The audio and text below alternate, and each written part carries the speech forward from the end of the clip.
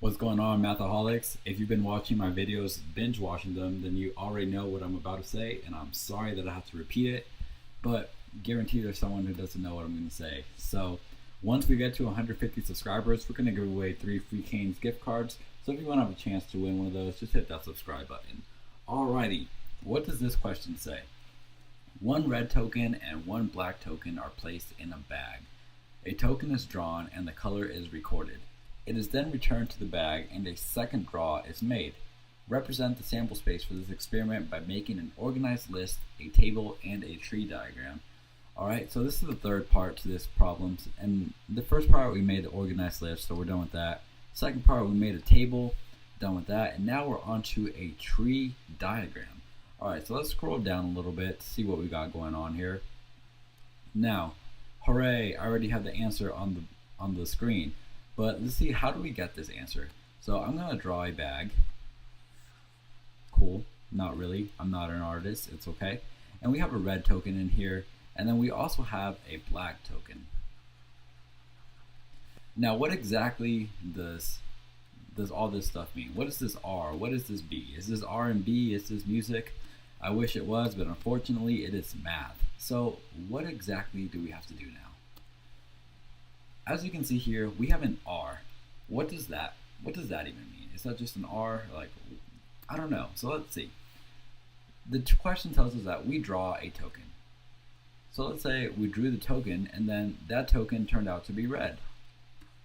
So we drew it, now it's out of the bag. All right, so that's how we have the R right here, because we drew it and we got a red token. Now, just so it doesn't confuse you, ignore this part of the graph, sorry, the tree diagram for the time being. And then the question also tells us that the token is placed into the bag again.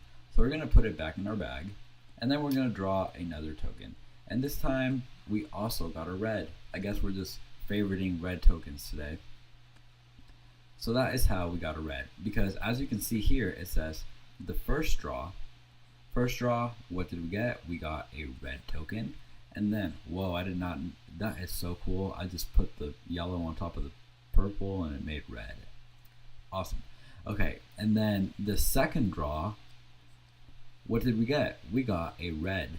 Now, when we put the token back in the bag and drew again, we could have gotten a red how we did, or we could have also gotten a black, which is why this little upside down V looking thing is showing two different outcomes, because those outcomes are the things that we could have gotten.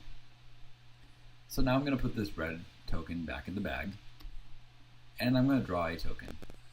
And now this time I drew a black token. So that is why there's a little B right here, because that second time that we drew, we could have gotten red like we did, or we could have gotten a black one. And now, why do we have all these extra letters at the bottom of our, I'm sorry, I'm trying to select the tool I'm trying to use, but it's not working. All right, there we go. So now it brings us to the question, why do we have all these extra RB letters at the bottom? Well, as we can see, it says sample space. Now, what is the sample space? I'm going to write the definition because I think it's good to know, but then I'm also going to explain it a different way. Sample space simply means all of the possible outcomes. So that is all of the possible outcomes. And what exactly does that mean? That means when we drew a red, when we drew for the first time, first draw, we drew a red.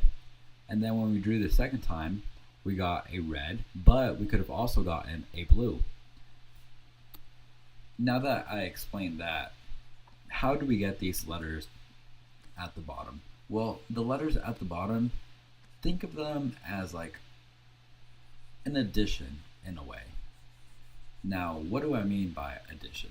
So, like I said, we're ignoring this part of the graph entirely, this part that's X'd out. So when we drew something, we got a red token, okay? And then after we drew that, we also got a red token once again. So now, just how I said, think of the sample space in the tree diagram as addition, all right? So we got R and R. That just shows kind of what we got. And I know it's not actual addition or how you write addition, but it's kind of a way to show what it is. It just kind of, no one really teaches it that way, but that's how it makes the most sense to me. So hopefully that makes sense to you. And if it doesn't, that's okay, because we still have 3 more examples with this. That is how we got the R and R. Now let's go back to the beginning where we drew the red token. We drew the red token and then we put it back in the bag. What options do we have? Now we can either draw a red token again, or we can draw a black token. And then this time we drew the black token. Okay, so how do we go from drawing a red token and drawing a black token to having an R and a B down in our sample space? Simple. We do the R that we drew first, comma, B that we drew second. And that is how we got this. Alright, so no more ignoring the right side of the diagram. Now we're going to ignore the left side of the diagram completely. We did an example saying that we drew a red token, but because there were both a red and a black token in the bag, we had just as high of a chance of drawing a black token. We just so happened to draw a red token that first time. But what if that isn't the case? What if we drew a black token? Then, okay, we got a black token. There's the B. And then we put it back in the bag because that is what the question says. And we have to draw one more time. And this time we could either get a red token or we could get a black token once again.